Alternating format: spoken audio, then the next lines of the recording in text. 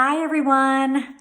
This is Lisa Montanaro of lisamontanaro.com and lisamontanarowrites.com. And today I want to talk to you about a productivity tip that I used recently when I was giving a workshop called 21st Century Tools to Boost Your Productivity.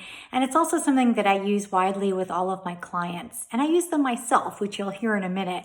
I've named it Meta Decisions, M-E-T-A. And I want you to think of a meta decision as a global rule or policy that you set for yourself. And that's actually what makes it so powerful. That if you are someone that doesn't love when other people tell you what to do and you kind of want to, march to your own drum, meta decisions are great because you set the rules and then you abide by them. If you're very self-disciplined, they work well. I'll be honest, if you're not self-disciplined, then you may take your meta decisions and when you're supposed to apply them, you may go, but hopefully at least 75% of the time you will say, well, this is a rule or a policy that I've set for myself. If you don't like calling it a rule or a policy, call it a decision, because a decision is a conscious choice. And so it's a little more empowering. But I'll give you an example of some meta decisions that I use, and then I want to just cover with you when you would use these. So one example is if you're a writer. So for example, I'm a writer. I have a lot of clients that are writers. They're writing nonfiction and fiction. For some writers, you need to create a meta decision, which is to honor an appointment with yourself. And I posted this on social media recently, and it seemed to resonate with a lot of people. So we make appointments with other people. If you made an appointment to meet me for coffee and to discuss productivity or to chit chat or anything else, usually if you make an appointment with someone else, you honor it because it's on your calendar. It's important to you. If you can't make it, you would, let them know because it's a sign of respect. I want you to treat yourself with just the same amount of respect. So if you make an appointment with yourself to write, to revise, to focus on some type of project, it could be a work project, it could be me time, whatever the appointment with yourself is, it could be to exercise. So that's another great example. So globally, honor appointments with yourself. So if you want to borrow that one, that is one that I use, and that's one that I also try to give to my clients. So that's one. I'll give you 5 examples total. The other one is to basically don't check email first thing in the morning. And I know some of you are cringing right now. I have to check email first thing in the morning because it's my job. If it's your job, I don't want to get you fired. If that's how you receive your assignments, if that's how your supervisor and your team get to your assignments for the day, then what I want you to do is do what's called a timed first pass. Get into email, see if there's anything that's a higher priority than what you were planning to do first for the day, and then get out of there. If you have to be in there for a longer period of time, then do a timed 1-hour email session. But for those of you that don't have to check email first thing in the day, don't. The reason is you become very reactive when you focus on email first thing in the day as opposed to proactive. What I want you to think about for the very first part of the day instead is, what is this major thing? What's my highest priority for the day? And focus on that instead of the email. The second, it's now the third, because the first was honor appointments with yourself. Second one is try not to check email first thing in the morning or do a first pass and get out of there.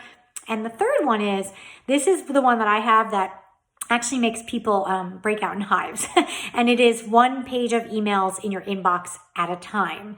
We can never stop emails from coming, but what we can try to do is containerize the emails. So to me, if you have to scroll past the bottom of the page, then it means that I have too many emails. And then I have to go in and schedule an email processing session. And that's to get in there and delete, reply, capture the contact, capture the attachment, save it in an email folder if I need to keep it longer, etc. But basically, it's a good litmus test for me that if it's going beyond 1 page, it's too much. For those of you that have thousands of emails, this would be tough.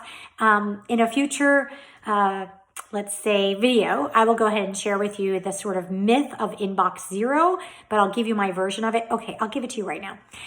Inbox zero is a myth. You're never going to have inbox zero because even if you deleted all your emails or moved them, it would happen immediately that you'd get another one. But what you can do as a little pro tip is what I just mentioned. You can take your whole inbox, move it to a folder, name it inbox as of June 8th, 2021, to see what it feels like to start with inbox zero and to see what it feels like to keep one page of emails at a time and to try to process them as they come in going past that page. So that's a little pro tip. Another meta decision is to schedule in a weekly productivity maintenance session to go through your email and your hard copy inbox, to go through your project and task management system.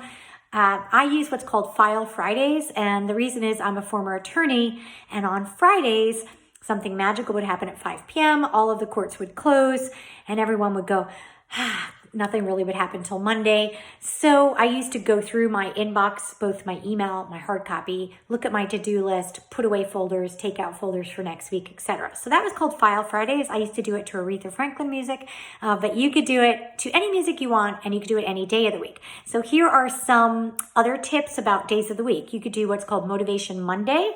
That could be your maintenance session. You could do Tweak It Tuesday, Work It Wednesday, or Tame It Thursday. But basically pick a designated time each week, make it a habit, make it a meta decision every week when you will go through your productivity systems. Otherwise, they're not going to maintain themselves.